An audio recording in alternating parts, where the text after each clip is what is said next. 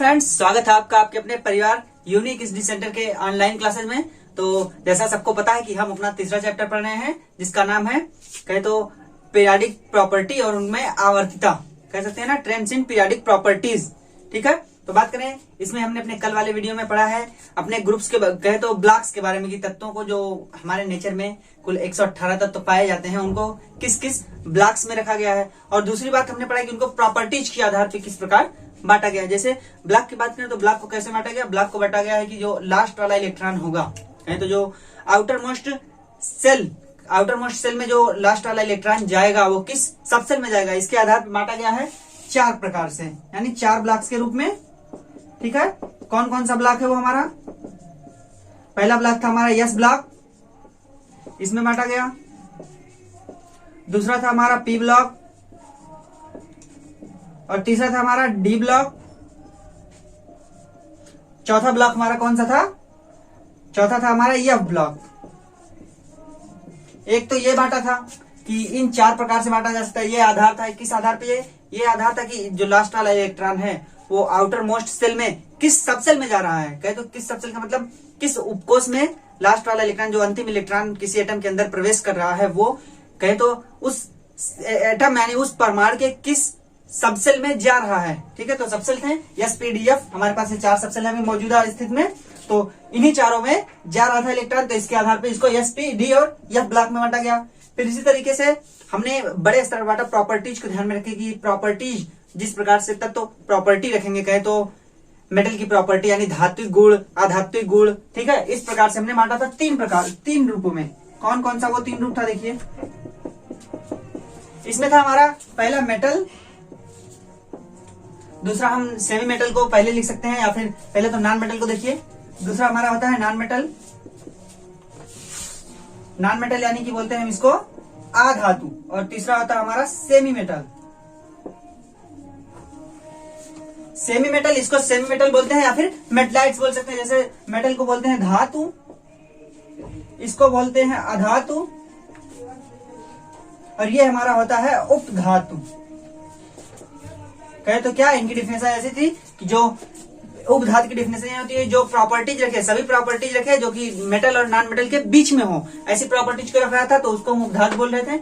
Metal था चमकीला, मोर conductor, कहे तो विद्युत का सुचालक, विद्युत के साथ साथ ताप का भी सुचालक, जबकि नॉन मेटल था विद्युत का कुचालक और कहे तो ताप का भी कुचालक। पूर्णतः कुचालक ना कह सकते हैं पुअर कंडक्टर, यानी कि बोल सकते हैं कि कम सुचालक ना, जिससे कम चालन बहुत ही कम मात्रा में होता है। ठीक है, तो ये 2 आधार थे।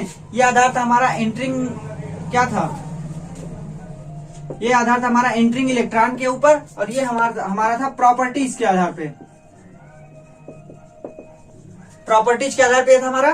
ठीक, तो बात करें तो इतनी चीजें हमने पढ़ ली कल वाले वीडियो में। आज वाले में हम पढ़ेंगे क्या, हमारा टॉपिक है periodic trends in properties of element, मतलब अब उन एलिमेंट, ये तो प्रॉपर्टीज के आधार पर बांटी थी, अब हम बात करेंगे कि किस प्रकार से जो एलिमेंट्स होते हैं तत्व, उनकी प्रॉपर्टीज में आवर्तिता किस प्रकार से होती है। कहे तो प्रॉपर्टीज क्या, प्रॉपर्टीज एक होगी फिजिकल यानी कि भौतिक गुण, दूसरा होगा केमिकल यानी कि रासायनिक प्रॉपर्टी, यानी बोल सकते हैं केमिकल प्रॉपर्टी अर्थात रासायनिक गुण। तो बात इसी पे करेंगे कि ये पीरियाडिक प्रॉपर्टीज है ना, पीरियाडिक प्रॉपर्टीज इन यानी periodic trends in properties of elements, कहे तो तत्वों के गुणधर्मों में पीरियाडिक आवर्तिता, बोल सकते हैं ना, तत्वों के गुणधर्मों में आवर्तिता। आवर्तिता का मतलब फिर से पुनरावृत्ति, किस प्रकार से तत्वों के गुणधर्म चेंज होंगे, ये बोल सकते हैं कि जब हम किसी आवर्त में चले या किसी ग्रुप में चलें, ग्रुप में ऊपर से नीचे चलते हैं, आवर्त में बाएं से दाएं चलते हैं, तो जब हम इस प्रकार से चलें तो जो प्रॉपर्टी होती हैं तत्वों की यानी एलिमेंट्स की जो गुण होते हैं वो किस प्रकार से चेंज होते हैं या चेंज नहीं होते हैं, इसके बारे में हमको अध्ययन करना है इसमें। तो देखिए किस प्रकार से हम इसमें अध्ययन करेंगे कि क्या क्या चीजें इसमें होती हैं। तो बात करें प्रॉपर्टीज, यानी एक होती है हमारी फिजिकल प्रॉपर्टी जिसको हम बोलते हैं भौतिक गुण, और दूसरा हमारा होता है केमिकल प्रॉपर्टी जिसको बोलते हैं रासायनिक गुण। तो उससे पहले बात करें तो अब इसका एग्जांपल हम कैसे समझ सकते हैं कि ये गुण चेंज होते हैं। जैसा हमने पढ़ा कि कल वाले वीडियो में कि जो मेटलिक गुण होता है यानी धात्विक गुण जो होता है वो जब हम पीरियड में नीचे जाते हैं इस तरीके से, ठीक है, ये पीरियड में नीचे जब हम जाते हैं तो धात्विक गुण हमारा क्या होता है, इंक्रीज करता है यानी कि इसको हम क्या लिख सकते हैं, मान लीजिए हम पहला ग्रुप ले लें, ग्रुप नंबर 1 जो हमारा होता है एल्कली मेटल, जिसमें तत्व कौन कौन से हैं, lithium, sodium, potassium, rubidium, caesium, francium, ये तत्व है हमारा ना ग्रुप 1 में। तो इसमें हम क्या देखते हैं कि जो मेटलिक प्रॉपर्टी है, देखिए मेटलिक प्रॉपर्टी, मेटलिक प्रॉपर्टी यानी धात्विक गुण, वो क्या होता है, धात्विक गुण जब हम इस ग्रुप में यानी किसी भी ग्रुप में ऊपर से नीचे जाते हैं तब जो हमारा धात्विक गुण होता है वो क्रमशः बढ़ता है ना, ये बढ़ता है हमारा, ठीक। और इसी तरीके से जब हम इस तरफ जाएं, कहे तो ग्रुप में ना जाकर के हम पीरियड में जाते हैं, तब क्या होता है, देखिए पीरियड में इसी को लिखते हैं, यहां पे क्या होता है,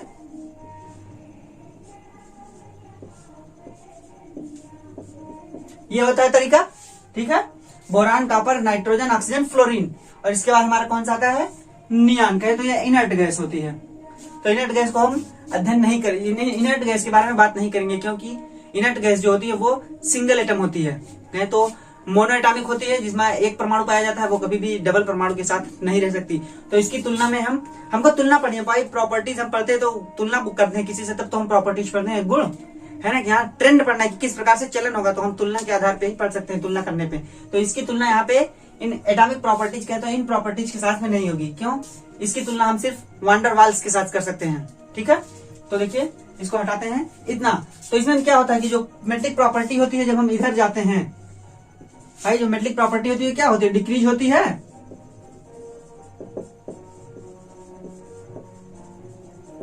मेट्रिक प्रॉपर्टीज क्या होती है, डिक्रीज होती है।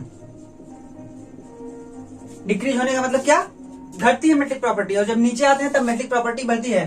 तो ऐसा होता क्यों है, इसके बारे में बात करने की, ऐसा होता क्यों है भाई, यही तो है कि ऐसा हम आखिर में हम कहते क्यों कि ये प्रॉपर्टी घटेगी बढ़ेगी, तो कोई तो कारण होगा जिसके कारण ये प्रॉपर्टी घटती है या बढ़ती है। दूसरी बात करें, दूसरी प्रॉपर्टी को लेकर बात करें तो मान लीजिए हम रिएक्टिविटी लेते हैं, यानी कि क्या, केमिकल रिएक्टिविटी, रासायनिक अभिक्रियाशीलता, ठीक है। उसके आधार पर बात करें, देखिए कैसे हम बात करेंगे, जो कहें तो केमिकल रिएक्टिविटी अर्थात रासायनिक अभिक्रियाशीलता, वो कैसे होती है, बात यही हुई थी कि जब हम ऊपर से नीचे आते हैं तब कहें तो रिएक्टिविटी क्या होती है, बढ़ती है, रिएक्टिविटी इंक्रीजेज, जब हम ऊपर से नीचे आते हैं किसी भी ग्रुप में तब जो होती है रिएक्टिविटी हमारी इंक्रीज करती है, किधर, सिर्फ मेटल के साइड में, कहे तो एस ब्लॉक में और डी ब्लॉक में बोल सकते हैं। लेकिन जब हम इधर जाते हैं, ये पी ब्लॉक है हमारा, जब हम पी ब्लॉक में जाते हैं, और ये कौन सा ग्रुप है, ग्रुप नंबर 17 है, यानी ग्रुप नंबर 17, जिसको हम बोलते हैं क्या, हेलोजन, यानी हेलोजन परिवार। तो जब हम इधर जाते हैं तो ये रिएक्टिविटी होती है हमारी, देखिए रिएक्टिविटी जो हमारी होती है, पहले तो ये डिक्रीज करती है, कहने मतलब इसकी रिएक्टिविटी ज्यादा होगी, लेकिन जैसे जैसे धीरे जाएंगे हम आगे तब रिएक्टिविटी हमारी डिक्रीज करेगी, क्या, डिक्रीज है। लेकिन फिर जब हम इधर जाएंगे, ठीक है, फिर जब इधर जाएंगे फिर से ये इंक्रीज करने लगती है, इंक्रीज मतलब एक समय रिएक्टिविटी जब ऊपर से नीचे आते हैं ग्रुप में तब रिएक्टिविटी हमारी इंक्रीज करती है, यहाँ पे कोई संभावना नहीं, सिर्फ ये इंक्रीज करेगी, कहें तो अभिक्रियाशीलता सिर्फ बढ़ेगी, यानी ये कम, अगर ये कम तेजी से किसी बोल सकते हैं कि ये अगर नॉर्मल फॉर्म से अभिक्रिया करेगा तो ये जो नीचे वाला होगा फ्रेंसियम या सीजियम बोल सकते हैं, ये इससे कई गुना ज्यादा गति से अभिक्रिया करेगा, नहीं रिएक्शन कई गुना ज्यादा गति से करेगा। लेकिन जब हम इस साइड जाते हैं, तो लेफ्ट टू राइट जाते हैं अपने पीरियोडिक टेबल में, तब हम देखते हैं कि ये जो रिएक्टिविटी होती है यानी अभिक्रियाशीलता जो होती है ये हमारी होती है, देखिए अभिक्रियाशीलता बोल सकते हैं,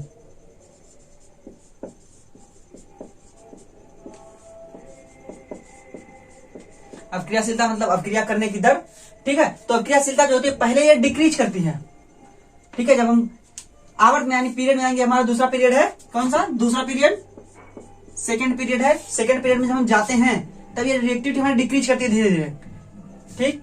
और डिक्रीज करने के बाद फिर जब यहाँ पहुंचते तो ये हमारा मोस्ट रिएक्टिव एलिमेंट है ना, फ्लोरीन जो है हमारा मोस्ट रिएक्टिव एलिमेंट है, मोस्ट रिएक्टिव एलिमेंट कहें तो बोल सकते हैं। ये रिएक्टिविटी इधर बढ़ती है हमारी, ठीक है। देखिए ये रिएक्टिविटी बढ़ने के साथ क्या होता है, क्यों ऐसा होता है कि रिएक्टिविटी इधर हमारी बढ़ती है, यहाँ तो घटी लेकिन फिर इधर बढ़ने लगती है। और जब हम इस ग्रुप में कहें तो अब देखिए एक विरोधाभास और कि ये रिएक्टिविटी यहाँ पे इंक्रीज कर रही थी, नीचे यहाँ पे क्या होगा, देखिए इसका जो 17वां एलिमेंट सब होते हैं, ये होते हैं सब एलिमेंट हैलोजन परिवार के। इसमें रिएक्टिविटी देखिए क्या होगी, इसमें रिएक्टिविटी जैसे जैसे हम नीचे जाएंगे ये डिक्रीज करेगी, डिक्रीजेज रिएक्टिविटी, यानी जो अक्रियाशीलता होगी इस फॉर्म में, यानी नॉन मेटल है सब, है ना नॉन मेटल। तो जब रिएक्टिविटी इधर होगी फ्लोरीन यानी हाइड्रोजन पर, तब नीचे की तरफ जाने पर रिएक्टिविटी हमारी डिक्रीज होती है। भाई ऐसा क्यों हो रहा है, तो कोई तो गुण होगा जिसके कारण ये चीजें जो दिखाई जा रही है यहाँ पे रिएक्टिविटी डिक्रीज होना यानी रिएक्टिविटी कम होना और यहाँ पे रिएक्टिविटी नीचे जाके बढ़ना, ये किसी कारण से होगा, कोई तो बात होगी जिसकी वजह से ये हो रहा है। तो इसी को हमको पढ़ना है कि ये प्रॉपर्टी यानी आवर्तिता होती क्यों है, भाई कौन सा कारण है कि ये आवर्तिता होती है, ऐसी चीजें क्यों होती हैं, क्या ये केमिकल्स इस गुण को फॉलो करते हैं कि ऊपर से यहाँ पे नीचे आने पर, कहे तो एल्कली मेटल में ऊपर से नीचे आने पर रिएक्टिविटी क्यों बढ़ जाती है, और वही बात जब हम हाइड्रोजन में ऊपर से नीचे आते हैं तब रिएक्टिविटी बढ़ने के कारण घट क्यों जाती है ना, इधर बढ़ रही है लेकिन इधर नीचे जाने पर घट रही है, ऐसा क्यों होता है, क्यों ये इस चलन को फॉलो करते हैं, क्यों इस आवृत्ति को रखते हैं एलिमेंट्स। तो भाई कोई तो कारण होगा किसकी वजह से ये होता है, और हम बात करेंगे कि हम इस पीरियडिसिटी को एक्सप्लेन कैसे कर सकते हैं, यानी हम पीरियडिसिटी को किस प्रकार से समझा सकते हैं कि आवर्तिता किस प्रकार से होगी। ठीक है, तो इन्हीं सबको जानने के लिए हमको पढ़ना पड़ेगा क्या, बात करें तो हमने अपना दूसरा चैप्टर पढ़ा था एटॉमिक स्ट्रक्चर यानी परमाणु की संरचना। हमें फिर से उन थ्योरीज के पास जाना पड़ेगा कि उन थ्योरीज ने क्या क्या चीजें यानी उन सिद्धांतों ने क्या क्या चीजें बताई थी जिसके आधार पर हम इसकी रिएक्टिविटी कहें तो और क्या धात्विक गुण और भी जितनी प्रॉपर्टीज होती हैं, कई प्रॉपर्टीज होती हैं, फिजिकल प्रॉपर्टी भी होती है, केमिकल प्रॉपर्टी होती है, इनके बारे में हम तभी चर्चा कर पाएंगे जब हम वापस उन थ्योरीज की बात करेंगे जो हमें बताएंगे कि इनकी स्ट्रक्चर इनके कैसे होते हैं और इनकी प्रॉपर्टीज कैसी होती है, यानी जो एटम्स होते हैं, क्या एटम्स जो हमारे होते हैं इनकी प्रॉपर्टीज किस प्रकार से होती है, इस पे चर्चा करेंगे हम। और किस चीज पे, थ्योरीज ऑफ, देखिए थ्योरीज ऑफ कहे तो ये तो एटम की प्रॉपर्टी होगी, एटम की प्रॉपर्टी किस प्रकार से होती है, और थ्योरीज ऑफ एटॉमिक स्ट्रक्चर पे हम चर्चा करेंगे।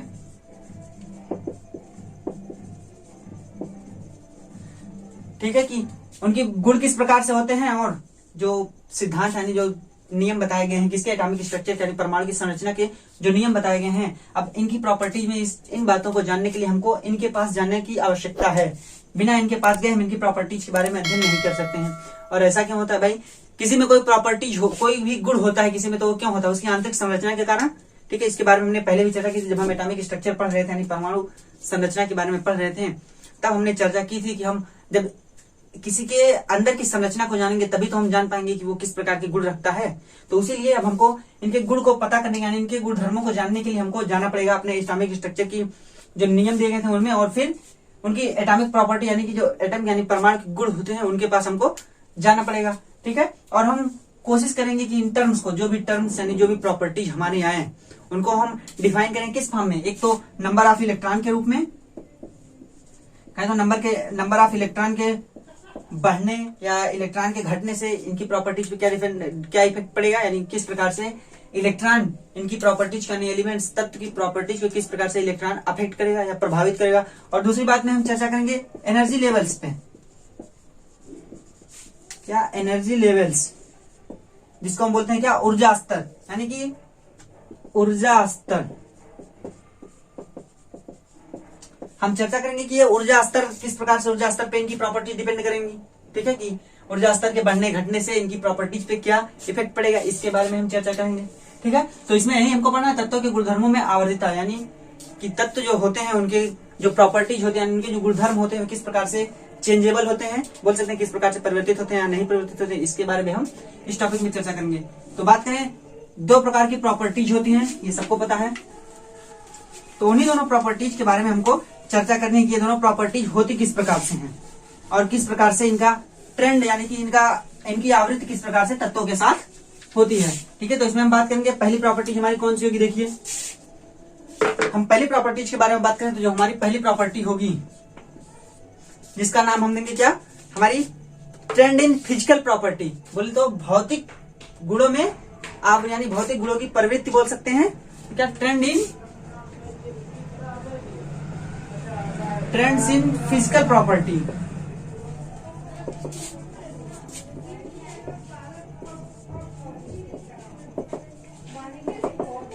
ट्रेंड इन फिजिकल प्रॉपर्टी जिसको हम बोलते हैं क्या, भौतिक गुणों में आवर्तिता, या बोल सकते हैं भौतिक गुणों की प्रवृत्ति। ठीक है, देखिए क्या, इसको हम बोलते हैं भौतिक गुणों की प्रवृत्ति।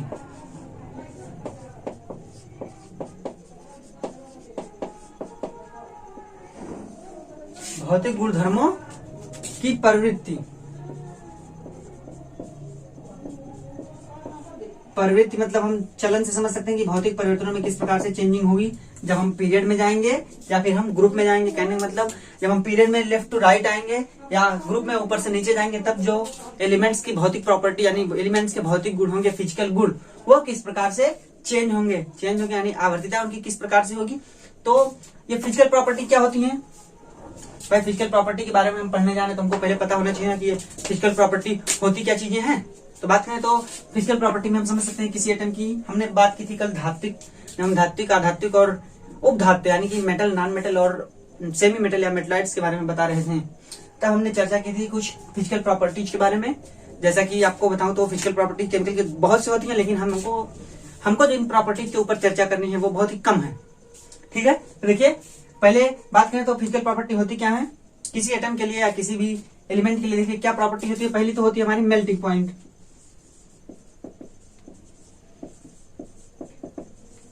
मेल्टिंग पॉइंट यह होती है हमारी पहली, जिसको हम बोलते हैं क्या, गलनांक। ये भी फिजिकल प्रॉपर्टी है। क्यों? क्योंकि ये गलनांक किसी के फिजिकल शेप यानी कहें तो उसकी शेप पे आधारित है ना। गलनांक मतलब क्या है, गलना, तो गलने पे अगर कोई भी एलिमेंट हो तो उस पे क्या गलनांक तभी तो होगा कि जब वो गलने लगे।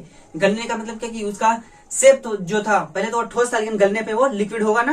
तो कहने का मतलब वो चेंज अपना कर रहे थे ना, उसको देखने में हमको डिफरेंस ये लग रहा है कि उसके आकार में चेंजिंग है। आकार में चेंजिंग होने की वजह से हम उसको फिजिकल प्रॉपर्टी के अंतर्गत रखते हैं। भाई फिजिकल तो ही जो देखने में पता चल जाए तो ये फिजिकल प्रॉपर्टी के अंतर्गत आती है। और दूसरी बात क्या, मेल्टिंग पॉइंट है तो भाई बॉइलिंग पॉइंट भी होगा। क्या बॉइलिंग पॉइंट, और ये बॉइलिंग पॉइंट क्या होता है, इसको बोलते हैं क्वथनांक। अब बात करें तो ये कैसे फिजिकल प्रॉपर्टी होती है, ये इसलिए फिजिकल प्रॉपर्टी होती है कि क्वथनांक वो होता है जब हम पानी को अगर ले लीजिए आप तो क्वथनांक पानी का तब होगा कितना होता है 100 डिग्री। ये वाटर के लिए जो क्वथनांक होता है उसका 100 डिग्री सेल्सियस। ये क्यों ऐसा होता है, क्योंकि 100 डिग्री सेल्सियस पे जो पानी है यानी जो वाटर है वो वाइपर में चेंज हो जाता है। कहे तो वाष्प में।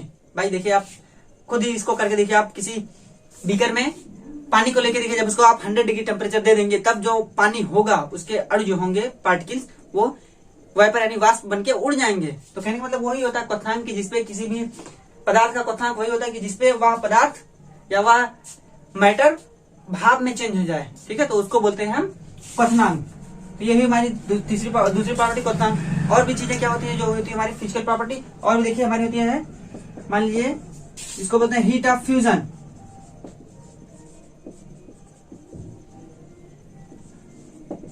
अब ये फ्यूजन क्या होता है, फ्यूजन को हम बोलते हैं संलयन।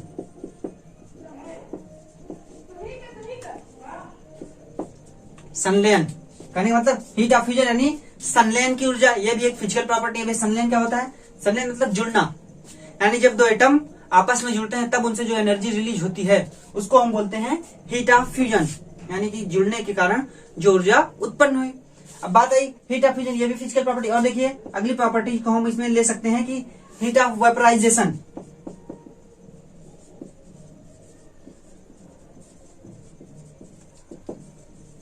हीट ऑफ वेपोराइजेशन यानी वाष्पीकरण,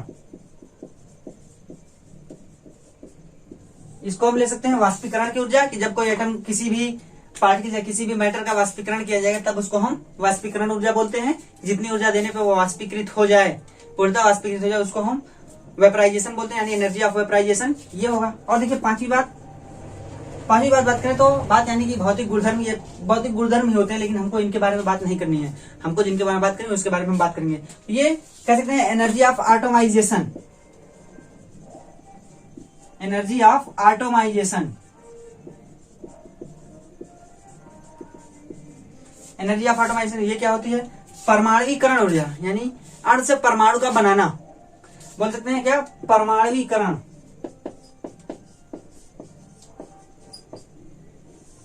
इसको बोलते हैं हम परमाणुकरण ऊर्जा बोल सकते हैं ना, कि जब मॉलिक्यूल से हम परमाणु बनाते हैं तब उसको बोलते हैं परमाणुकरण ऊर्जा। ठीक है, तो ये बातें होती हैं, और भी बहुत ही फिजिकल प्रॉपर्टीज होती है, लेकिन हमको सभी के इन सब के बारे में चर्चा नहीं करनी है। हमको अपनी फिजिकल प्रॉपर्टीज यानी भौतिक गुणधर्मों में जिन प्रवृत्ति की बात करनी है, यानी जिन भौतिक गुणधर्मों की प्रवृत्ति की बात करनी है, उसको बताऊं कि देखिए उसमें ये सब चीजें नहीं होगी, ये भी फिजिकल प्रॉपर्टी होती है और भी बहुत ही फिजिकल प्रॉपर्टी होती है, लेकिन उनको हमको चर्चा नहीं करनी है। हमको जिनकी चर्चा करनी है हम उसके बारे में बात करेंगे। ठीक है, तो देखिए हमको चर्चा करनी है कुल 5 बातें। ठीक है, तो उन 5 बातों में बात करें तो कौन कौन सी बातें होती है देखिए, तो कह सकते हैं हमारी 5 बातों में देखिए पहली बात, दूसरी, तीसरी, चौथी और होगी हमारी 5वीं। तो देखिए पहली बात हमारी होती है कि कोई भी एटम हो अगर, तो उसकी साइज कैसी होगी, यानी बोल सकते हैं हम रेडियस, तो उसके लिए होगी हमारी एटॉमिक रेडियाई। एटॉमिक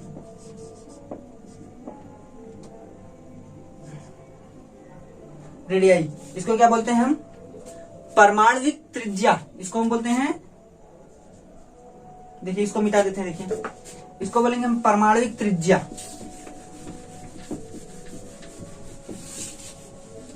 देखिए इसको हम बोलते हैं हमारी परमाणविक त्रिज्या, परमाणविक त्रिज्या, ये साइज से ही आएगी। ठीक है, ये परमाणु त्रिज्या होती है क्या, एटॉमिक रेडियाई। इसी तरीके से एटम से जब हम उसको आयनित करते हैं, या तो उसको इलेक्ट्रॉन दें या फिर उससे इलेक्ट्रॉन बाहर निकालते हैं, तब जो बनती है उसको हम बोलते हैं क्या, आयन। तो उसकी त्रिज्या भी हमें ज्ञात होनी चाहिए ना, तो इसलिए क्या, आयनिक रेडियस। आयनिक रेडियस इसको बोलते हैं आयनिक त्रिज्या।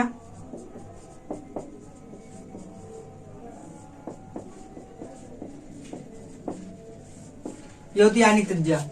इतनी बात हुई कि एटम से वो आयन बन गया। अब बात करें तो उस आयन के बनने में, भाई आयन बनेगा तो 2 ही प्रोसेस है, उस किसी भी एटम को आयन बनाने की 2 ही प्रोसेस है, एक तो उसको इलेक्ट्रॉन देकर और दूसरा उससे इलेक्ट्रॉन को बाहर निकालकर। तो बात करें जब इलेक्ट्रॉन बाहर निकलता है तब जो आता है तब उसका होता है आयनन। आयनन मतलब क्या, किसी भी एटम को आयन बनाने की प्रक्रिया, यानी किसी भी एटम जो आइसोलेटेड एटम हो उसको आयन बनाने की प्रक्रिया को हम बोलते हैं आयनन। तो इसमें जो एनर्जी निकलती है उसको हम बोलते हैं आयनन ऊर्जा, या फिर इसको बोलते हैं आयोनाइजेशन एंथैल्पी, या एनर्जी ऑफ, कह सकते हैं आयोनाइजेशन एनर्जी, या फिर एंथैल्पी ऑफ आयोनाइजेशन, या आयोनाइजेशन एंथैल्पी। देखिए इसको बोलेंगे आयोनाइजेशन एंथैल्पी, आयोनाइजेशन एंथैल्पी, इसको बोलेंगे क्या, आयनन एंथैल्पी।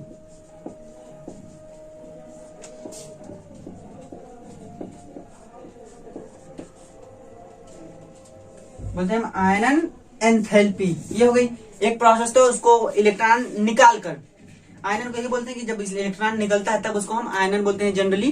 ठीक, जनरली तो ऐसे बोल देते हैं कि आयनन वही कहलाती है कि जब इलेक्ट्रॉन को आयनित किया जाता है, लेकिन जो शुद्ध यानी प्योर आयनन जिसको हम बोलेंगे वो आयनन यही होगा कि जब इलेक्ट्रॉन किसी एटम से बाहर निकलेगा तब उसको हम बोलेंगे कि यहाँ पे आयनाइजेशन प्रोसेस हुई है या फिर आयनन क्रिया हुई है। ठीक है, तो ये बात करेंगे, ये होगी, इस पे हमको इस पे चर्चा करनी है कि आयनन ऊर्जा किस प्रकार से बढ़ेगी घटेगी।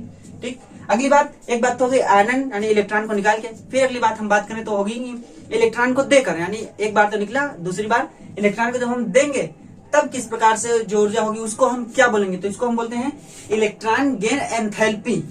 क्या बोलते हैं, electron gain enthalpy, electron gain enthalpy. अब इसको हम हिंदी में क्या बोलेंगे, इसको बोलेंगे इलेक्ट्रॉन लब्ध एंथैल्पी, इलेक्ट्रॉन लब्धि एंथैल्पी।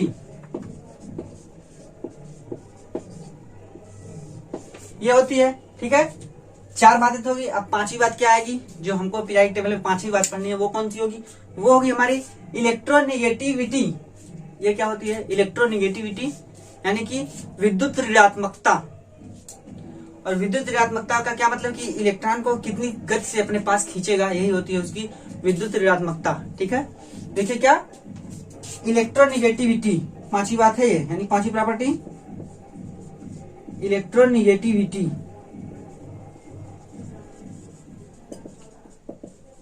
इलेक्ट्रोनिगेटिविटी। अब ये इलेक्ट्रोनिगेटिविटी को हिंदी में हम बोलते हैं विद्युत ऋणात्मकता।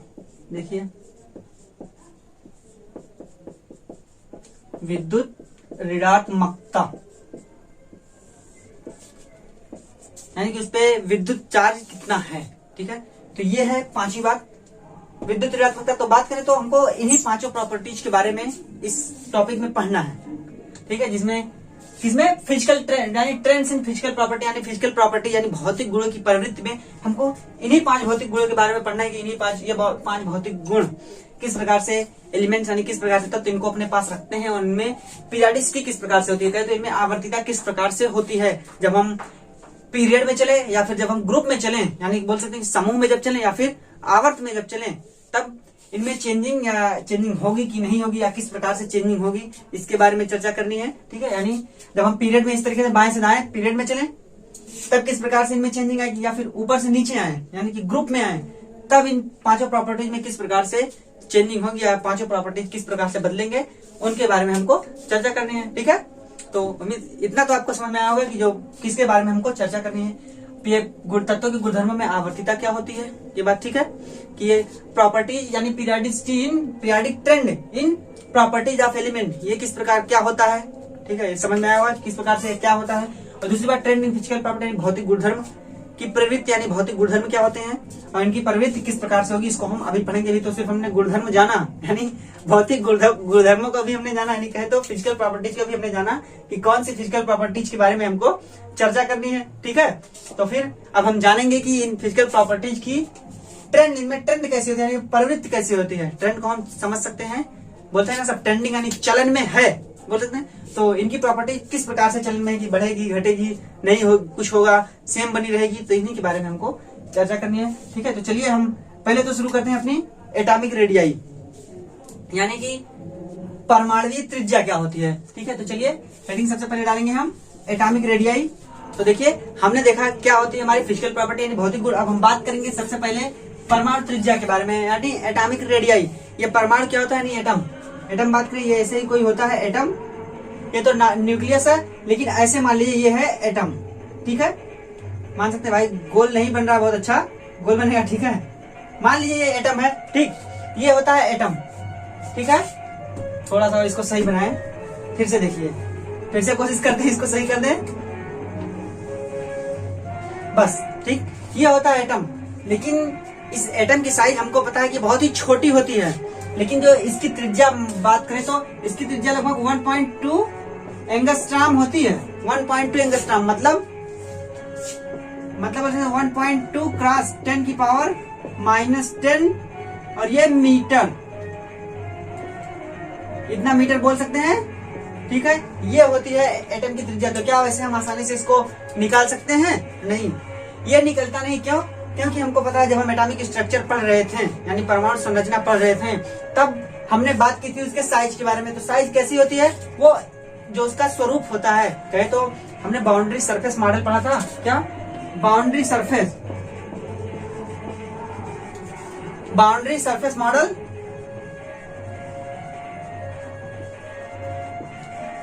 इसके बारे में हमने जाना था कि बाउंड्री सरफेस मॉडल उसका बाहर का आकार कैसा होता है। लेकिन हमको पता है कि जो इलेक्ट्रॉन्स होते हैं एटम्स के न्यूक्लियस के बाहर, वो इस तरीके से कोई निश्चित बाउंड्री सरफेस ना बनाकर वो क्या बनाते हैं, वो एक इलेक्ट्रॉन क्लाउड बनाते हैं। जैसे क्या बनाया था उन्होंने, एटम ऐसे इलेक्ट्रॉन क्लाउड बना रहे थे।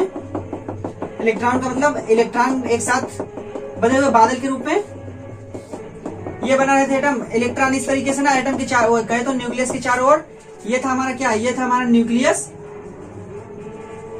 यानी कि नाभिक, और ये सब क्या थे, ये थे इलेक्ट्रॉन क्लाउड ही थे। तो क्या इससे हम आसानी से एनर्जी कहे तो इसकी साइज नाप सकते हैं? नहीं संभव है ना। क्यों? क्योंकि कोई निश्चित ये कोर नहीं बना रहे थे। कोर का मतलब ये नहीं बना रहे थे, ये क्लाउड के रूप में थे। ठीक है, तो क्लाउड के रूप में होने की वजह से ही ये कोई कहे तो कोई शेप नहीं दे पा रहे थे कि हाँ ये किस प्रकार के शेप है। कोई भी शेप, बाउंड्री शेप, ये जो शेप मैंने बनाया है ये नहीं दे पा रहे थे। तो बाद में पता चला जब और तरीकों से निकाले तब ये शेप बनाया। लेकिन शुरू में ये सिर्फ क्लाउड के रूप में होते हैं, कहे तो गुच्छे के आकार में, ये कहे तो नाभिक को गुच्छे के आकार में घेरे रहते हैं। ये बात थी पहले। लेकिन इसकी साइज निकली कैसे, फिर बात आएगी भाई तब साइज ज्ञात कैसे की गई, कहां से इसकी साइज की ज्ञात हुई। ठीक है, तो बात करें ये ज्ञात की गई कि एटम को जब मॉलिक्यूल के रूप में लिया गया, यानी कोवेलेंट बॉन्डिंग जो एटम्स होते हैं दो, मान लीजिए किसी भी एलिमेंट का हमको साइज निकालना है तो उसके जो एटम्स होते थे, मान लीजिए हम एग्जांपल के थ्रू ले सकते हैं क्लोरीन का, क्लोरीन, ये क्लोरीन, इसको हम बोलते हैं कोवेलेंट बॉन्ड,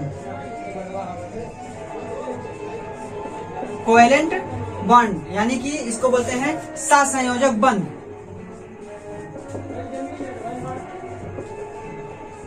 सहसंयोजक बंध बोल सकते हैं या सहसंयोजक बॉन्ड।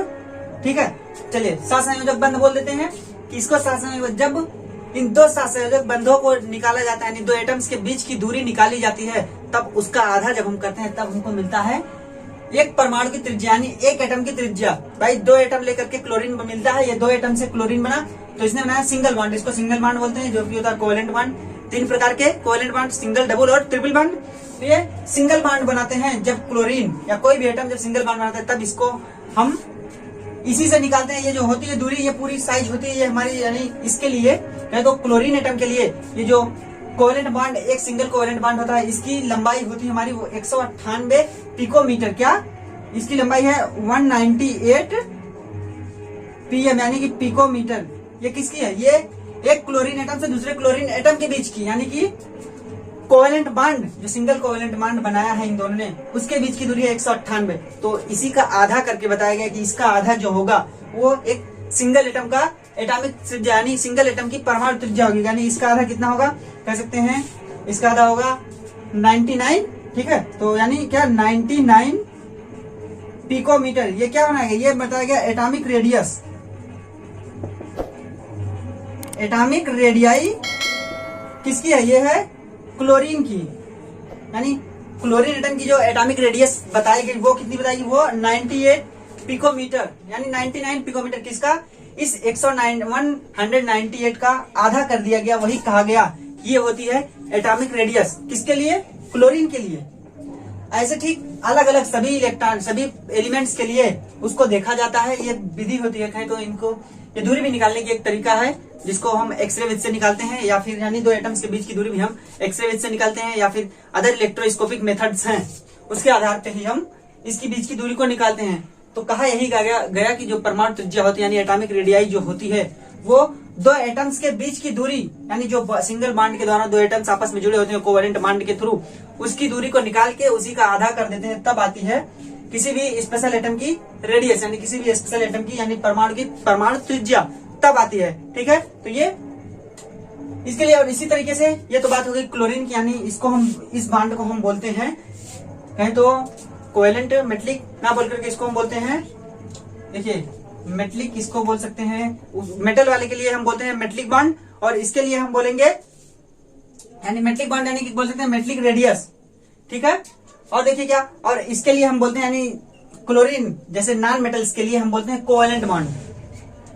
कोवेलेंट बॉन्ड जब पढ़ाएंगे अगला चैप्टर जिसमें बॉन्डिंग है, तो उसी में बताएंगे कोवेलेंट बॉन्ड क्या होते हैं, आयनिक बॉन्ड क्या होते हैं, इन सब के बारे में। लेकिन अभी बात करें कि जो नॉन मेटल जो भी बनाते हैं आपस में, वो बनाते हैं कोवेलेंट बॉन्ड। तो ये कौन सा है, ये है नॉन मेटल के लिए, ये कोवेलेंट हमने कहा ये है नॉन मेटल के लिए, यानी कि जब नॉन मेटल कोई भी बॉन्ड बनाएगा तो वो बनाएगा कोवेलेंट बॉन्ड।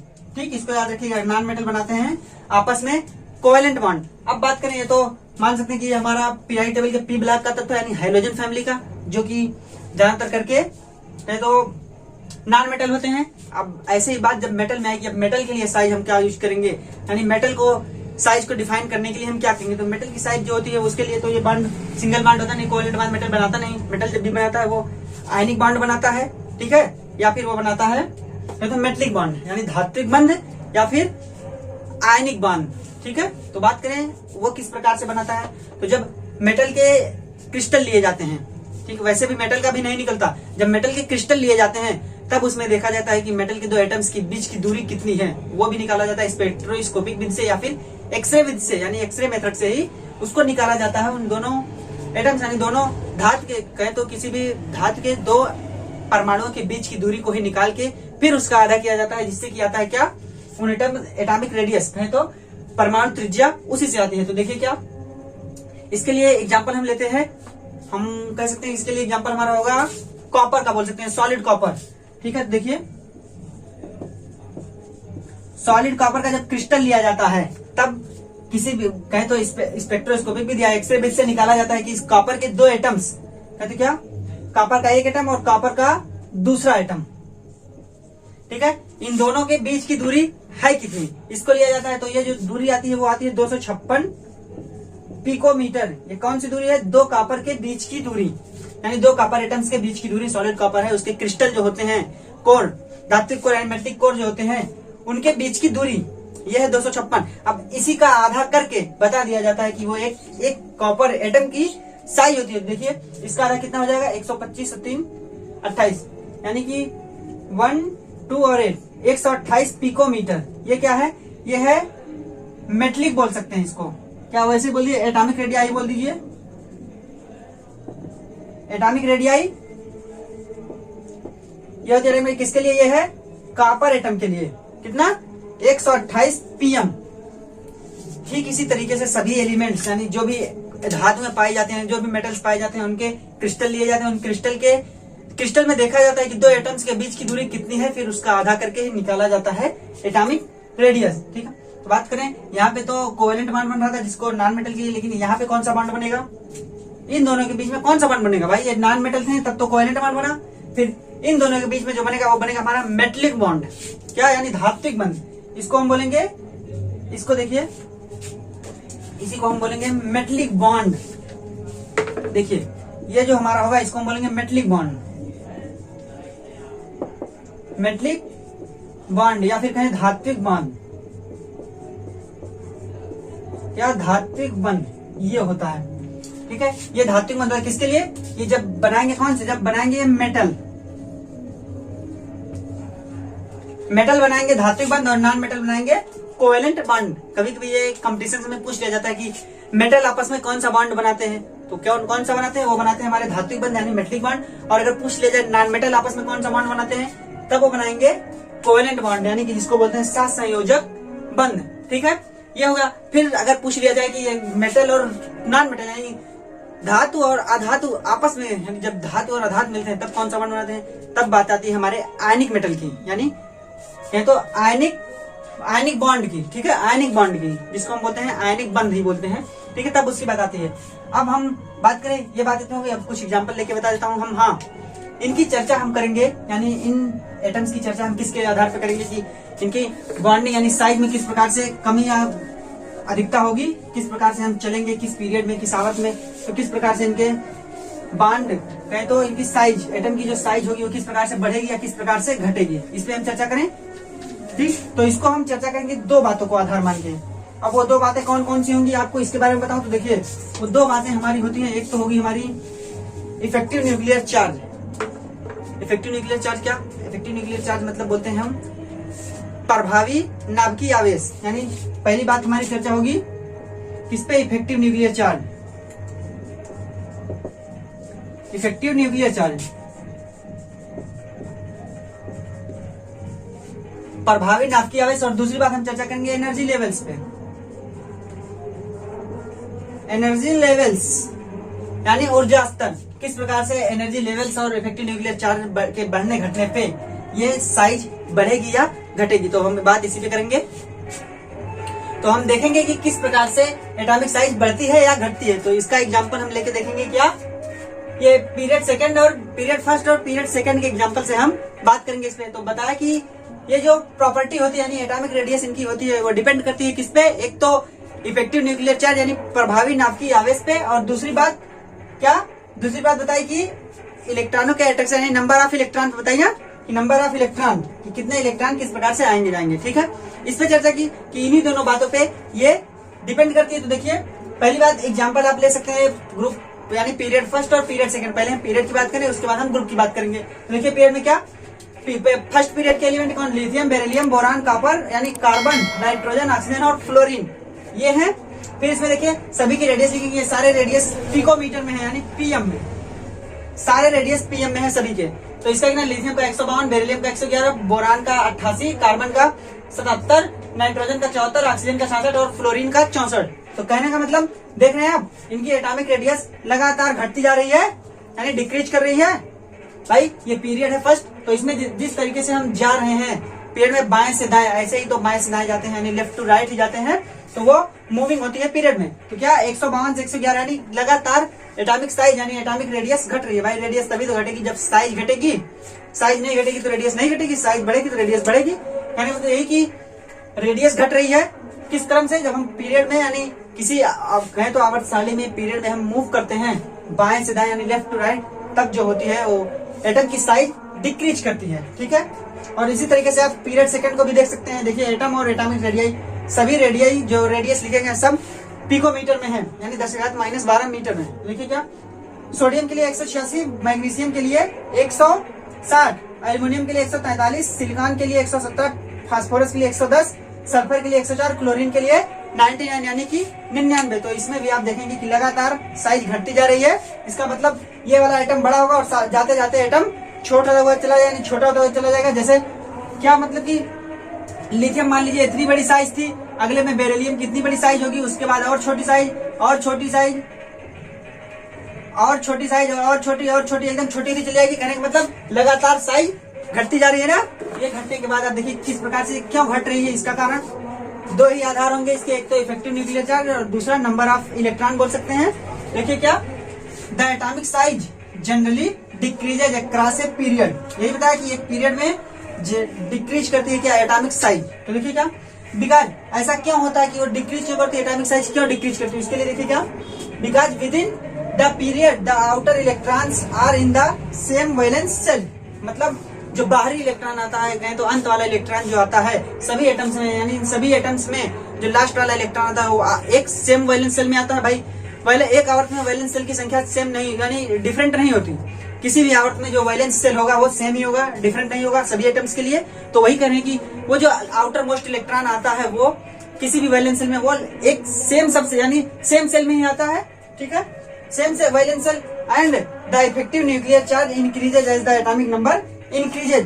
कहने का मतलब जब एटॉमिक नंबर यानी परमाणु संख्या बढ़ेगी तब जो इफेक्टिव न्यूक्लियर चार्ज है, भाई परमाणु संख्या बढ़ने का मतलब कि प्रोटॉन की संख्या न्यूक्लियस में ज्यादा, तो कहने का मतलब इफेक्टिव न्यूक्लियर चार्ज बढ़ जाएगा ऑटोमेटिकली। भाई जितने प्रोटॉन डालेंगे उतने ज्यादा अट्रैक्शन बढ़ेगा। तो कहने का मतलब कहे तो एटॉमिक नंबर बढ़ने के साथ यानी परमाणु क्रमांक बढ़ने के साथ जो इफेक्टिव न्यूक्लियर चार्ज यानी प्रभावी नाभिकीय आवेश होता है किसी भी एटम पे वो बढ़ जाता है, यानी किसी भी न्यूक्लियस का जो प्रभावी नाभिकीय आवेश होता है वो बढ़ जाता है। और क्या, नंबर इंक्रीजेज, और देखिए क्या, resulting in the increased attraction of electron to the nucleus. वही बताया कि जब एटॉमिक नंबर इंक्रीज करेगा और इफेक्टिव न्यूक्लियर चार्ज इंक्रीज करेगा उसके फलस्वरूप तो जो रिजल्ट हमको मिल जाएगा, यानी जो परिणाम मिलेगा दोनों से वो मिलेगा कि increase attraction of electron to the nucleus, यानी इलेक्ट्रॉन का जो अट्रैक्शन यानी इलेक्ट्रॉन का जो आकर्षण होगा न्यूक्लियस के प्रति वो बढ़ जाएगा। ठीक, इसको एक बढ़िया से बताए तो एक बना के देखते हैं फिगर। ठीक है, तो ये क्या, increase resulting in the increase attraction of electron to the nucleus. कहने का मतलब ये कि ये इफेक्टिव न्यूक्लियर चार्ज बढ़ने से पहले तो परमाणु क्रमांक बढ़ा, फिर इफेक्टिव, उसकी वजह से परमाणु नाभिकीय आवेश यानी प्रभावी नाभिकीय आवेश बढ़ा यानी इफेक्टिव न्यूक्लियर चार्ज। उसके बढ़ने से क्या हुआ कि जो इलेक्ट्रॉन था बाहरी उसका जो अट्रैक्शन था वो बढ़ गया न्यूक्लियस के प्रति, तो जिससे वो न्यूक्लियस के नजदीक आ गया। और भाई सेम सेल है, इसको अगर एक फिगर बनाए देखिए क्या, मान लीजिए ये एक न्यूक्लियस है। ठीक है, मान लीजिए पहला आइटम ये, मान लीजिए पहला आइटम हम वही दे लेते हैं कोई, और दूसरा फिर से मान लीजिए इसी न्यूक्लियस और उसका वैलेंस सेल मान लीजिए ये है।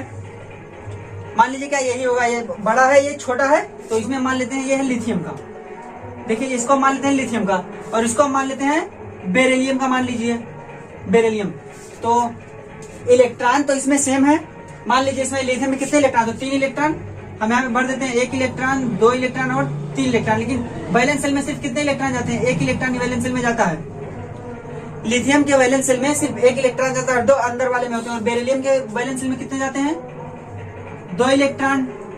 भाई 2 इलेक्ट्रॉन गए, इसमें 1 ही इलेक्ट्रॉन था वैलेंस सेल में, तो साइज बढ़ेगी ना, मतलब साइज घटेगी ना। और क्यों घटेगी, क्यों, क्योंकि सेल तो सेम है भाई, वैलेंस सेल सेम, लेकिन जो न्यूक्लियर चार्ज है इसमें न्यूक्लियर चार्ज था +3 और इसमें न्यूक्लियर चार्ज था कितना, +4।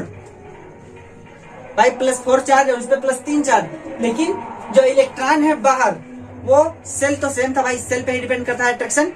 सेल सेम था तो सेल की वजह सेम होने की वजह से वो खींच लेगा अपने पास। कहें तो जो न्यूक्लियस होगा उसकी पावर ज्यादा होगी तो लास्ट वाले इलेक्ट्रॉन को तेजी से अपने पास खींचेगा। जैसे देखिए ये ज्यादा हो गया, ये दूरी होगी मैक्सिमम बोल सकते हैं सबसे ज्यादा, लेकिन ये जो दूरी होगी वो मिनिमम होगी। कहें तो इसकी तुलना में ये दूरी कम होगी। भाई सेल सेम है तो पहले तो साइज सबकी ठीक है, अगर लिथियम की साइज है तो सबकी साइज लिथियम की तरह। लेकिन जैसे ही हम उसको बेरिलियम पे जाते हैं, बेरिलियम पे जाने के लिए हमको एक प्रोटॉन यानी एटॉमिक नंबर एक बढ़ाना हुआ। एक एटॉमिक नंबर हमने बढ़ाया तो उसकी वजह से एक इलेक्ट्रॉन भी बढ़ गया, तभी तो हम अगले में जाएंगे। तो इसकी वजह से साइज इसकी देखिए कितना फर्क आया, छोटी लगभग 41 पिकोमीटर का फर्क आया। इसी तरीके से सही का हम इसका बनाए, मान लीजिए बोरान का, मान लीजिए हम बनाते हैं। बोरान पे कितना चार्ज होता है, यानी लास्ट इलेक्ट्रॉन कितना होगा, तो लास्ट वाले सेल में इलेक्ट्रॉन जाएगा वो कितना 2 और 3 यानी 3 इलेक्ट्रॉन जाएगा। कहने का मतलब इस पे जो चार्ज होगा कितना 5 चार्ज होगा, और जो इसमें वैलेंस सेल में इलेक्ट्रॉन होगा वो इलेक्ट्रॉन की संख्या 3 होगी, 1 2 और 1 3 यानी 3 इलेक्ट्रॉन होंगे। इस कौन सा है, ये बोरान का। तो इसकी साइज और भी छोटी हुई, भाई साइज छोटी हुई कि नहीं। यही कहने का मतलब कि इफेक्टिव न्यूक्लियर चार्ज जितना बढ़ेगा यानी एटॉमिक नंबर जितना बढ़ेगा किसी भी पीरियड में, तब एटम की साइज जो होगी वो छोटी होगी। ठीक है, ये हो गई। हम बात करें तो इस पे एक ग्राफ आपको दिखाता हूँ कि ग्राफ के थ्रू कैसे हम समझ सकते हैं कि हाँ साइज किस प्रकार से छोटी या बड़ी होगी इसकी। देखिए ये आप लोग देख लीजिए, फिर इसको देख लीजिएगा किस प्रकार से घट रही है, ये आप नोट कर लीजिए। ठीक है, अब हम इस पे एक ग्राफ देखते हैं कि ये ग्राफ क्या बता रहा है। ग्राफ के थ्रू हम इसको कैसे इसकी साइज यानी पीरियड में किसी भी एटम की साइज को ग्राफ के थ्रू हम कैसे दिखा सकते हैं। ठीक है, तो देखेंगे आप किस प्रकार से। अभी हम इसके बाद बात करेंगे अपने ग्रुप में जब हम आगे पीछे होते हैं यानी ग्रुप में ऊपर से नीचे जाते हैं ना, तब किस प्रकार से साइज बढ़ती है या साइज घटती है। ठीक है, तो आप देखिए ये आपको ग्राफ दिख रहा है। ठीक है, देखिए सेकेंड पीरियड दिख रहा है ना, यानी लिथियम का, बेरिलियम का, बोरान का, कार्बन का, नाइट्रोजन का, ऑक्सीजन का और फ्लोरीन का आपको ग्राफ दिख रहा है इसमें। ठीक, तो आप ग्राफ में देखेंगे ये जो इस साइड में लाइन लिखी गई है ये है एटॉमिक रेडियस जो कि है पिकोमीटर में यानी 10⁻⁻12 मीटर में, और नीचे क्या लिखा गया एटॉमिक नंबर जेड जो कि बढ़ता हुआ क्रम है। ये एटॉमिक नंबर जेड बढ़ता हुआ क्रम और ये साइज। तो आप देखेंगे कि लिथियम सबसे ऊपर है, भाई जो ग्राफ बना हुआ उसमें लिथियम सबसे ऊपर। कहने का मतलब क्या कि लिथियम की साइज सबसे बड़ी है। लेकिन जैसे जैसे हम बेरिलियम के पास आए, बेरिलियम के आने का मतलब क्या कि एटॉमिक नंबर बढ़ गई, एटॉमिक नंबर बढ़ने से साइज जो है देख रहे हैं आप, एटॉमिक नंबर बढ़ा तो साइज घट गई। भाई लिथियम ऊपर था, बेरिलियम नीचे आ गया, मतलब साइज घटी। बेरिलियम से फिर बोरान की तरफ आए तो और नीचे आए, फिर नीचे आए कार्बन और नीचे, नाइट्रोजन गए और नीचे, फिर ऑक्सीजन गए और नीचे, फ्लोरीन गए और नीचे। देखिए सब चला गया ना। फ्लोरीन एटॉमिक नंबर कितना 9, तो 9 तक जाते जाते साइज कितनी छोटी हो गई है, नीचे की तरफ आ गई ना। कहे तो 80 यानी 40, 80 का आधा करते 40 से भी कम आ गई है, यानी 40 पिकोमीटर से भी कम आ गई है ना फ्लोरीन की साइज। ठीक है, मान सकते हैं ना कि 40 नहीं 80 है 60, यानी कह सकते हैं 40 नहीं 60 के नीचे जाएगा। चलिए ये 66 है, कितना फ्लोरीन का है 64 यानी 64 है फ्लोरीन का। तो देखिए 64 के पास ये आ गई है। तो कहने मतलब यही है ग्राफ कि किस प्रकार से किसी पीरियड में एटॉमिक साइज घटती है। ठीक है, अब हम बात करेंगे कि किसी ग्रुप में क्या होता है। ये तो पीरियड का ग्राफ था कि पीरियड में ग्राफ में किस तरीके से साइज घटती है। अब हम ग्रुप की बात करेंगे कि ग्रुप में साइज बढ़ती है या ग्रुप में साइज घटती है। तो जनरली बताऊं तो जो साइज होती है किसी भी ग्रुप में, वो मान लीजिए हम पहला एक ग्रुप ले लेते हैं, कौन सा, लिथियम, सोडियम, पोटेशियम, रुबिडियम और सीजियम, ये होता है। और लास्ट में होता है हमारा फ्रेंसियम। तो बात करें इसके लिए प्रिंसिपल क्वांटम संख्या कितनी 2, इसके लिए प्रिंसिपल क्वांटम संख्या कितनी 3, इसके लिए प्रिंसिपल क्वांटम संख्या 4, इसके लिए प्रिंसिपल क्वांटम संख्या 5 और इसके लिए प्रिंसिपल क्वांटम संख्या 6, इसके लिए प्रिंसिपल क्वांटम संख्या 7। प्रिंसिपल क्वांटम संख्या बढ़ने का क्या मतलब है भाई, प्रिंसिपल क्वांटम संख्या बढ़ने का क्या मतलब, यानी कि मुख्य क्वांटम संख्या के बढ़ने से क्या समझते हैं आप, यही ना कि जो वैलेंस सेल है वो दूसरा चेंज है, इसके लिए वैलेंस सेल दूसरा होगा, यानी के यल वाला वैलेंस सेल इसके लिए होगा क्या, इसके लिए यल वाला वैलेंस सेल, इसके लिए कौन सा वैलेंस सेल होगा यम वाला, इसके लिए कौन सा एन वाला। इसी तरीके सबके लिए जाएगा कि वैलेंस सेल सभी का चेंज हो रहा है। कहने का मतलब न्यूक्लियस से दूरी हो रही है। वैलेंस सेल कैसे बनाते हैं, देखिए के एलिमेंट कैसे बनाते हैं, ये होता है हमारा न्यूक्लियस, फिर इसके बाद ये वाला सेल होता है, ये वाला, फिर अगला सेल, फिर अगला सेल, फिर अगला सेल। तो क्या कि ये होता है पहले वाला जो नजदीक होता है उसको हम कौन सा नाम देते हैं, बोहर के थ्रू के, ये यल, ये यम, ये यन, इसी तरीके से सबका नामकरण करते हैं ना कि ये सब सेल्स हैं। लेकिन सभी ग्रुप में देखिएगा कि ये कौन सा ग्रुप है, ये ग्रुप नंबर है हमारा 1, ग्रुप नंबर 1 है। तो इसमें सेल्स की संख्या इस क्रम से होती है के एल एम एन, तो देखिए n बराबर 2, n बराबर 3 सभी ग्रुप के लिए, ये ग्रुप है, ग्रुप में पहले लिथियम के लिए पहली मुख्य क्वांटम संख्या, दूसरी यानी सोडियम के लिए तीसरी मुख्य क्वांटम संख्या, पोटेशियम के लिए चौथी मुख्य क्वांटम संख्या, रुबिडियम की पांचवी मुख्य क्वांटम संख्या। इसी तरीके से सभी क्वांटम संख्याएं हैं, है ना। तो हम कह सकते हैं कि, और इसी तरीके से अगर हम उसके लिए लें, यानी कि क्लोरीन और लीन के लिए लें, क्या, यानी हाइड्रोजन फैमिली के लिए, जिसका ग्रुप नंबर होता है 17, ये क्या ग्रुप नंबर होता है 17। तो इसमें क्या होता है, फ्लोरीन, इसी के सामने आता है ना पीरियड में फ्लोरीन, इसके सामने क्या क्लोरीन, इसके लिए ब्रोमीन, इसके लिए आयोडीन और इसके लिए एस्टेटीन, ये होता है। तो इसके लिए भी सभी के लिए जो वैलेंस सेल होगा वो 2 होगा, यानी मुख्य क्वांटम संख्या 2 होगी, इसके लिए मुख्य क्वांटम संख्या 3, इसके लिए 4, इसके 5, इसके 6। कहने का मतलब जो मुख्य क्वांटम संख्या है वो यही है सभी के लिए। तो मुख्य क्वांटम संख्या बढ़ने से हमें पता है कि सेल्स की संख्या बढ़ जाती है ना पता भाई। मुख्य क्वांटम संख्या अगर बढ़ी तो सेल्स की संख्या बढ़ी, और जब सेल्स की संख्या बढ़ेगी तब क्या फर्क पड़ेगा, और कह सकते हैं कि इससे एटॉमिक नंबर भी बढ़ रहा है हमारा, है ना, कि एटॉमिक नंबर यानी परमाणु क्रमांक भी बढ़ेगा और सेल की संख्या बढ़ेगी। तो ऐसा बढ़ने से क्या होगा, मान लीजिए जो अगर इसको लेते हैं लिथियम को, तो लिथियम के लिए हमको क्या सिर्फ इतना ही होगा, यानी इसको मिटा देते हैं हम, क्या सिर्फ 2 ही होगा ना, देखिए, यानी लिथियम के लिए हमारा सिर्फ 2 सेल। अभी आप देखिए इसमें साइज किस प्रकार से घटती बढ़ती है, ठीक है। लिथियम के लिए हमारे पास सिर्फ 2 सेल है, ठीक, ये 2 सेल। लेकिन अब जो इसकी साइज है, क्या पोटेशियम के जाने पे क्या यही साइज होगी। अब मान लीजिए ये लिथियम के लिए है, लिथियम, अब हम एक पोटेशियम के लिए बनाए, देखिए, प्लस पोटेशियम के लिए बनाए 1, 2 और ये 3। पोटेशियम के लिए 3 जाना पड़ेगा क्योंकि मुख्य क्वांटम संख्या हमारे 3। तो देखिए क्या KLM, ये है हमारा पोटेशियम के लिए, यानी K के लिए। तो इसके लिए आप साइज देखिए, पोटेशियम ये बना, तो क्या फर्क पड़ रहा है कि भाई वैलेंस सेल बढ़ गया ना। वैलेंस सेल कहने का मतलब न्यूक्लियस से दूर चला गया, तो न्यूक्लियस से दूर जाने की वजह से क्या होगा, साइज इसकी बढ़ेगी। और दूसरी बात होगी, क्यों बढ़ेगी भाई, जो इलेक्ट्रॉन्स है, भाई हमने पढ़ा है सील्डिंग, सील्डिंग पढ़ा है, यानी परिरक्षण।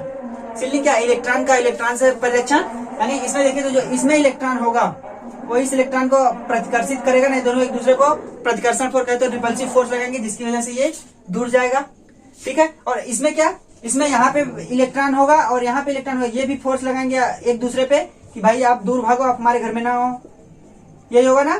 फोर्स लगाने का मतलब जितना फोर्स लगाएंगे उसका मतलब साइज इनकी बढ़ेगी, यानी बढ़ेगी।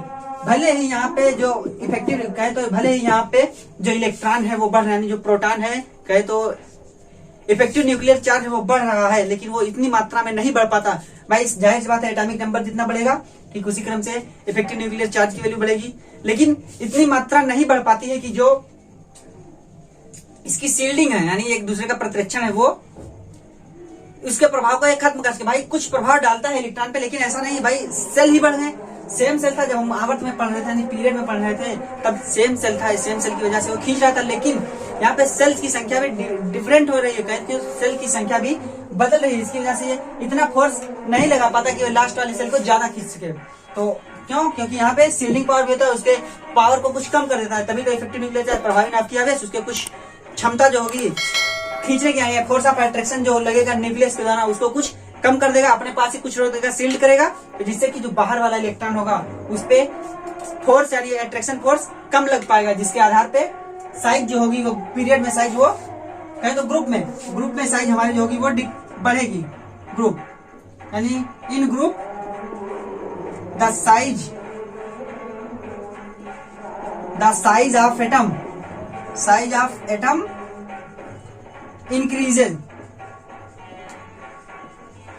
increases with increase in क्या, increases with increase in atomic number, increase in atomic number। ये बोल सकते हैं कि एटॉमिक नंबर बढ़ने के साथ जो साइज होती है ग्रुप में वो क्रमशः बढ़ती है। ये लिखा है in group the size of atom increases with increase in atomic number. और साइज बढ़ेगी, जाहिर सी बात है भाई, एटॉमिक त्रिज्या अपने आप बढ़ेगी, यानी परमाणु त्रिज्या अपने आप बढ़ेगी। तो इसका भी एग्जांपल हम लेके दिखा सकते हैं ग्रुप का। देखिए ये हो गया, समझ में आया ना कि ग्रुप में किस तरीके से साइज बढ़ेगी और क्यों बढ़ेगी। भाई सेल्स की वजह से साइज बढ़ेगी। पीरियड में साइज सेल सेम था, लेकिन ग्रुप में साइज हमारी डिफरेंट हो रही है ना। तो आप देखिए, आपको ये टेबल दिखाऊं तो आप टेबल देख सकते हैं। देखिए टेबल में पहले है ग्रुप 1 और ग्रुप 2, ग्रुप 17 लिया गया ना, ग्रुप 1 इस तरह और ग्रुप 17 उस साइड। तो इसमें आप देख रहे हैं कि पहले ग्रुप में लिथियम, सोडियम, पोटेशियम, रुबिडियम और सीजियम है, और 17वें ग्रुप में है फ्लोरीन, क्लोरीन, ब्रोमीन, आयोडीन और एस्टेटिन, ये चीजें हैं। और फिर एटॉमिक रेडियस सभी की, तो देखिए लिथियम का एटॉमिक रेडियस 152, उसके नीचे जाने पे जिस तरीके से हम नीचे जा रहे हैं लिथियम से सोडियम, पोटेशियम, रुबिडियम और सीजियम तक सभी की साइज क्रमशः बढ़ रही है, और यहाँ भी साइज सब कहें तो पीएम यानी पिकोमीटर में सब लिखी गई है। और इसी तरीके से आप फ्लोरीन में देखेंगे तो फ्लोरीन की साइज 64 है, फिर इसी क्लोरीन की 99, ब्रोमीन की 114, आयोडीन की 133 और एस्टेटिन की 140। कहने का मतलब नीचे जिस तरीके से हम जा रहे हैं ये साइज हमारी बढ़ रही है, कहे तो एटॉमिक साइज बढ़ रही है। एटॉमिक साइज बढ़ने का मतलब है कि एटॉमिक रेडियाई यानी परमाणु त्रिज्या भी बढ़ रही है। ठीक है, ये हो गया, ये चार्ट आप देख लीजिए। ठीक है, लिख लीजिएगा, इसको चार्ट बना लीजिएगा, याद कर लीजिएगा, 2-3 वैल्यू याद कर लीजिएगा, बाकी वैसे लिख दीजिएगा कि हाँ जब ग्रुप में ऊपर से नीचे जाते हैं तब साइज बढ़ती है। ठीक है, अब इस पे आप ग्राफ देख सकते हैं। इसका ग्राफ हमने पीरियड में ग्राफ देखा था, ग्रुप में भी आप ग्राफ देख लीजिए किस प्रकार से ग्रुप में ग्राफ साइज बढ़ रही है। ऊपर वाला ग्राफ है लिथियम का यानी एल्कली मेटल्स का, और यहाँ भी साइज जो ली गई है इस साइड, ये है पिकोमीटर में, यह है साइज, एटॉमिक साइज, और नीचे है एटॉमिक नंबर। और देखिए क्या नीचे वाला हाइड्रोजन है फ्लोरीन से कहाँ तक, आई तक यानी आयोडीन तक दिया गया है। देखिए आप किस तरीके से साइज इनकी बढ़ रही है, कहाँ पे ज्यादा बढ़ जाएगी, कहाँ पे कम बढ़ेगी, सब दिखाया गया है ना ग्राफ में। आप देख सकते हैं ऊपर वाला ग्राफ जो कि ब्लू कलर से दिख रहा है लगभग, वो है लिथियम से लेकर के सीजियम तक, ये है हमारा एल्कली मेटल का, और नीचे वाला है फ्लोरीन से लेकर के आयोडीन तक, ये है हाइड्रोजन फैमिली का। तो ये है इनकी साइज बढ़ने की प्रक्रिया।